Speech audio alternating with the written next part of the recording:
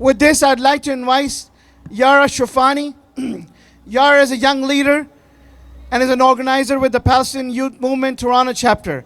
Please welcome her with a big round of applause. We are here today to stand proudly with our people in Al-Quds, our people in Jenin, our people in Haifa, our people in Lid, everywhere across our homeland. We are here as Palestinian youth to affirm that the Palestinian people refuse to surrender, refuse to capitulate, and that the Palestinian people will fight until victory.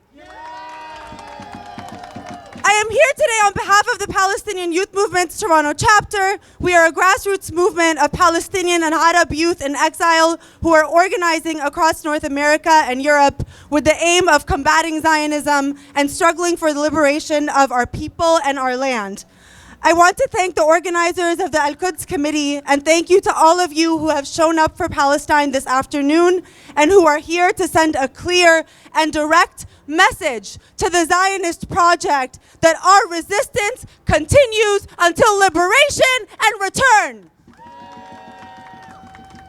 Since the beginning of the holy month of Ramadan, the Zionist state has ramped up its violence against Palestinians that are rightfully resisting the occupation and colonization of our lands. Last week, Zionist forces violated the Al-Aqsa Mosque in Jerusalem, destroying a health clinic to stop hundreds of Palestinians from attending to injured and blocked media teams from accessing the site. Despite their best efforts to hide the violence from the world, videos have emerged showing the occupation forces shooting tear gas, stun grenades, and rubber-coated bullets. Despite the brutality of this attack, our youth stood up and stood their ground and protected the sanctity of the masjid, which led to over 400 Palestinian youth detained for steadfastly confronting the occupation.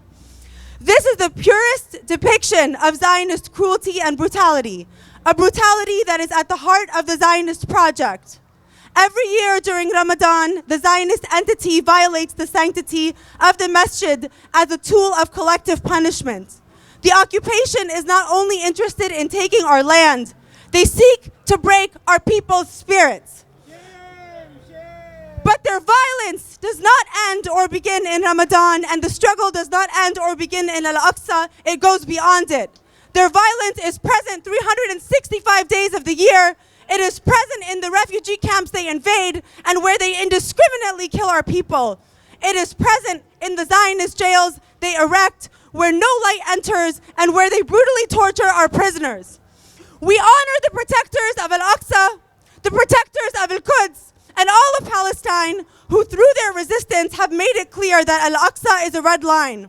In the last few days, the Zionist government, despite opposition from its far-right elements, has banned Zionists from Al-Aqsa until the end of Ramadan.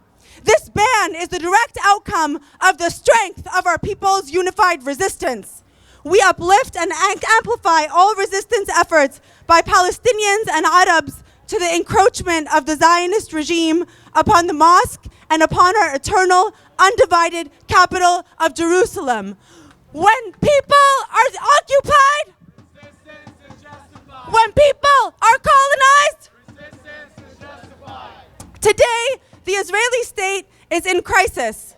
Zionists are divided, protesting in the streets of the entity over judicial reforms. These protests expose the artificial nature of the Zionist colony. They show us that aside from a project in favor of colonial social order, there is little else that politically binds or holds Zionist settlers together.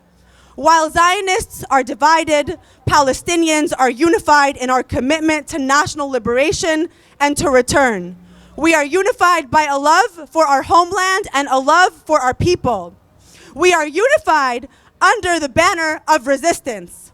And our resistance from Al-Quds to the West Bank, to Gaza, to Lebanon, to Syria, and beyond is unified across state borders against the Zionist project, precisely because we understand that Zionism is a project of Western imperialism, that the violence and destruction of the Zionist project has no bounds and abides by no borders.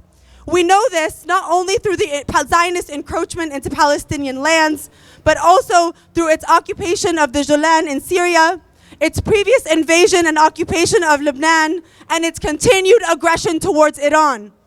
We salute our people resisting Zionism across all of Palestine and worldwide. We recognize every so-called Israeli city and town to have been built on the ruins, destruction, and genocide of over 400 Palestinian villages and towns during the Nakba in 1948. And since that time, and as we approach 75 years of Nakba, we declare that the Nakba has not ended, and so our resistance continues.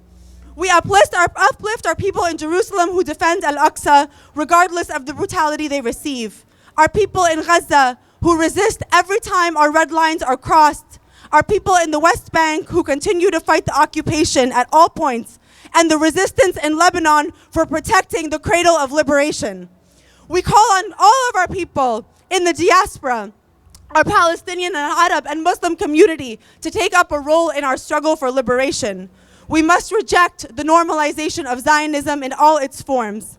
We have an obligation to reject capitulation, assimilation, and apathy to our cause. We must become active participants in our struggle. Yes. When we say we want Palestine to be free, that includes every single inch, from Jenin to Nablus, from Al-Quds to Gaza, from the refugee camps to the prison walls.